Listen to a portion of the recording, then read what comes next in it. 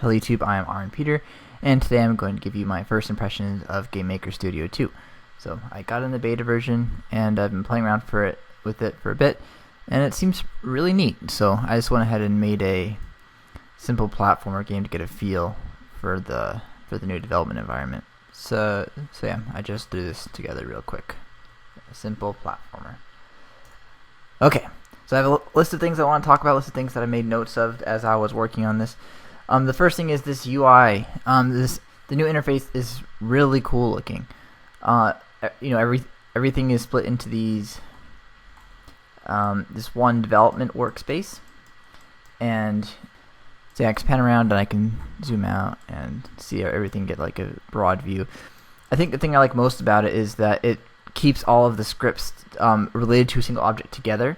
So, or at least by default it does. You can, of course, everything's customizable, of course.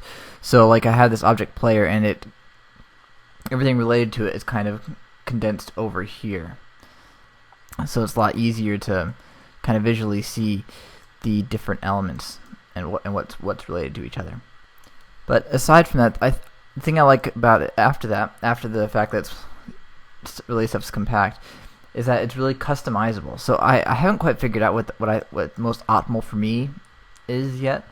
There seem to be several ways of working with this. For as far as navigating around things, I can of course go like pan around with center click, but I think the fastest way is to double click on things and automatically pan around, and that's kind of cool to watch it navigate between resources like that. And you can probably do it just by typing it over here as well. And it doesn't pan. Oh, that's too bad.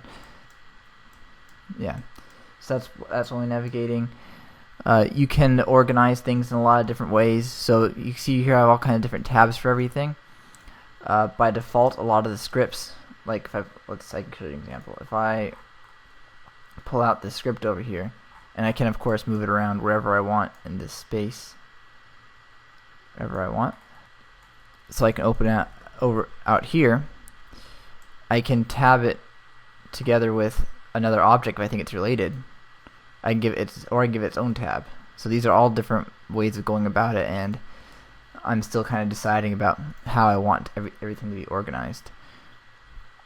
Let's see. Additionally, by default, I can't make these windows overlap, but there is a setting I can toggle to make them overlap. So maybe that would be a good way to go about it. And for as far as accessing resources, they have this whole resource tree, and it's far more flexible than it is in the previous GameMaker. So I can have different views. So if I want to have different sets of resources, I want to be able to see them in different views, I can do it using these. And GameMaker 2 has these different, object scripts, sprites folders, but unlike GameMaker Studio, these aren't rigid. Like they don't really mean anything. These are just the default folder structure. I can pull an object into the sprites. Well, maybe I can't on this one. If you make your own separate one, you can do whatever you want and just kind of move things around. In the default one, I guess you can't. So you can do a lot of things that you couldn't previously. And of course, I can move around all of these things. I can dock them however I want. So yeah, the development environment is really flexible, and I'm looking forward to playing around with it and customizing it more to my needs. All right, so that's the user interface, and that's like the big perk to GameMaker Studio 2. Or one of the big perks. That's the most noticeable difference, let's put it that way. Okay, next thing I'm going to talk about is the image editor. So first off, I'm going to give like a disclaimer. I'm not a artist, so I don't appreciate these to the fullest. Now, they did a lot of things with tiles and all that kind of stuff, but those aren't really features that I use, so I'm just not going to bring them up as much. But yeah, from my brief look at it, the biggest thing about this new image editors is the layers. If you use any standard photo editor, layers are things used constantly and to keep yourself organized, and that really makes this bumps up a notch. Let's see, this animation tool is kind of neat. I don't think I'd be able to use it for like live animating, partially because I'm not an animator, but just for my use case, it is nice for making like quick changes to things. So if I want to change the background color of each of these, I can just wait for it to cycle through and change it. Yeah, so that's That's one of the ways I was doing it. Like I use the animation cycling as an easy way to change the background color on things, or make various other tweaks. The tools over here, it's nice that the colors are front and center. They don't have you don't have to go into this menu every time to set the colors. You have more options over here. The tools, let's see, they condense the UI a little bit. Like for filled rectangle versus outline, it's kind of the same button, which is interesting. And I think I'll like a lot of these tools, like the arc tool. You can make little Bezier curves, which is a useful feature. And yeah, and the other thing I noticed, which I use to kind of throw these together real quickly, is that if you select something and or gotta be in the right layer, and do Control C, it gets added as a brush. So then I can use it as a brush just like that, which I know that's a feature in other photo editors, and it's probably pretty powerful as well. And I use that to quickly add all of these. So, and you can apply changes to the brush by doing these transformations over here. Okay, so that was my quick talk. Oh, I played with the animator as well. I didn't think I could make an animation good enough. Like I wasn't happy with it at the end, but this was my attempt at a jumping animation for the player. Yeah, I know they had onion skin in the previous one, but they have onion skin here, and that was helpful for trying to make the animation. A tip for animating in general, I know there's a rule that whenever something is morphing, it's supposed to maintain the same volume, and that was a lot harder to pull off than I expected. So you see that guy's a lot smaller. That is the image editing area. Now for the room. So just like the image editor, like the big thing for the room is the layering. That's like the big breakthrough feature. So I don't actually have it demonstrated here, but I know the common use case for other games I've worked on is you want to be able to see the collision layer, and you want to be able to see an art layer. So you want to be able to like disable all the art stuff or the visual related objects, and just see the collisions and vice versa. And that can be done really easily with this whole layering system. Another nice thing is that in the previous GameMaker you had to click a drop down window to select the objects, whereas now you can do it straight from the resources view, so I can drag them in from there instead. Okay, I have to select a layer though, so that is also nice. Delete all. Good. Okay, so that is nice. The other thing is they have now support for room parenting. So I have this room and I have this child room under here. So I have this test room. So the test room. Okay, I have different tabs up here. Test room copies everything from the base room, and I can add stuff additionally to the test room. So you see, if I add this wall there, it doesn't show up here. But if I add it here to the base room, that does show up over here. This is really nice if you have like really redundant room structures and you want to have a base version. That's very useful. I've faced issues like that with previous games, and these type of things would need to be done like programmatically. Like I try and spawn as many objects and scripts instead. So this is a nice feature, so you don't have to do that as much.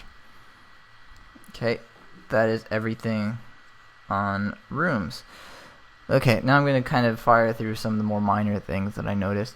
So, oh, by the way, I didn't mention this with the UI. You can actually have multiple of these workspaces. So if I make a new tab, by default it's a workspace. So you can organize it in such a way with multiple of these workspaces, and that presumably this can also be dragged over to, or this can also be dragged over to another screen if I wanted to. So there's so many options for customizing your workflow to do it best for you. So other features, audio. I didn't play too much with audio, but the thing I did notice. Oh yes, you can look at all your sounds in this mixer view, and I've actually faced this issue recently in one of my games. But it's useful to be able to hear all the sounds next to each other. So here you can adjust all the volumes and you can play them individually, and you can make sure that the sound is balanced correctly. And this is something that I've also done like programmatically. So many features that previously needed to be done programmatically are now being pulled out into features within GameMaker Studio, and it's being a lot more efficient. So one little thing I noticed while popping through the menus is that under, let's see, if I go into the game options up here, they have this little time or project use time here. So that's kind of interesting. So if you're working on a project for several months, you can actually see how much time has passed. That'll be kind of cool. The drawback now is that you can see how long I've been preparing for this video. It's been in the background for most of that time, but that's roughly how long I've been playing with this. And next, so one other nice thing about GameMaker Studio 2 is that it has a lot of added features, which covers features that would previously have required other programs. So one of the big ones is the photo editor. The photo editor is more powerful, and you won't necessarily need to be drawn to Photoshop as quickly now. I mean, Photoshop is still superior, but you can do more with it. Other thing is the full version of GameMaker Studio 2 will have Git integration. I can't actually preview it here, so I'm not sure how good it is, but presumably you won't need extra software for that either, which right now I have a command line, and there's also the GitHub UI that's often used for that. And that's something that's vital for developing in teams, and if you can have it within the program, that's just a nice plus. You don't have to worry about another program. It's all there. Another thing that's a little bit more minor is that oftentimes in teams you have a shared document, like a Google Doc or something like that. Like a handle to-do list and that kind of stuff. And they have this notes feature, so you can create notes to handle those sort of things. So this doesn't affect the code at all, but you just write down like to-do lists in here, and it's kind of nice that you can do that. So of course the GameMaker's versions aren't as powerful as the actual programs, but you can do a lot more of these team features can now more easily be handled through GameMaker. Okay, so the next thing I would like to talk about is I'm gonna kind of go a little bit into the code. There haven't been that many coding changes in GameMaker. Let's see. One of them is that it has this live compiler here, and I'm not sure how much of this transfers over from the previous GameMaker 2 because I disabled a lot of this stuff. But basically, anytime I have an error, it will live compile over here, and you can see it. That took some getting used to on my part, and definitely want to have this docked. Originally, I kept closing this, and it kept popping up every time I was coding something. But it's just nice if you type up something, and then maybe you forget a parenthesis, it will just show up here and have that over there. Which I guess it's similar to the way they used to do it with being able to hover over, but that's an interesting feature. And another thing is GameMaker now supports the ternary operator, which I'm using it over here. So essentially, ternary operator, if I can make a variable add equals true and then x. So the way the ternary operator works is it basically forms as like a simplified if statement. So here I have the variable add, and here I have an if statement for it. So I'm saying if add is true, add 1. If add is false, add 0. And this can be condensed into this statement right here. So add $1 or 0, else 0. And this is great if you have these very simple cases where you're just modifying a variable, and it's either modified one way or the other depending on a single boolean. And I'm kind of abusing them over here just because I can now, instead of doing if statements for whether you're pressing left or right or whatnot. So that's a cool feature that is standard in most languages, or it's common in most languages, I should say, and it's nice that it's here as well. It's like just makes your code a little more compressed and cleaner. Alright, so there's that. And the other thing is GameMaker now supports simple array initialization, and I couldn't think of a easy way to show its usefulness for this small project, but I found a good scenario for this in one of my other games, Binary Dash, which I'll show you now. And by the way, shameless plug, there will be a link to the trailer and the Facebook page for Binary Dash in the description. If you could do all the social media stuff, that would be greatly appreciated. Okay, so I'll go over to the old GameMaker, and the array initialization feature is nice in that if we look here I have an array. I have 5 values in the array and they're different elements. With this new array initialization thing, you can do it like, there you go. So this is much more concise than this, and it gets the same information across, and that is always really nice. So yeah, in certain situations, it's gonna be really handy to have this array initialization around as well. So there you go. Not to make changes to the code, but little nice things they're putting our way, which is makes our life a little bit nicer, easier. Alright. That is all for this video. I ended up rambling on longer than I expected. There's quite a few cool features. If you have any other questions for me on various features, I have spent some time playing with it, and I have spent some time reading up on it, so I'll probably I can try to figure it out for you.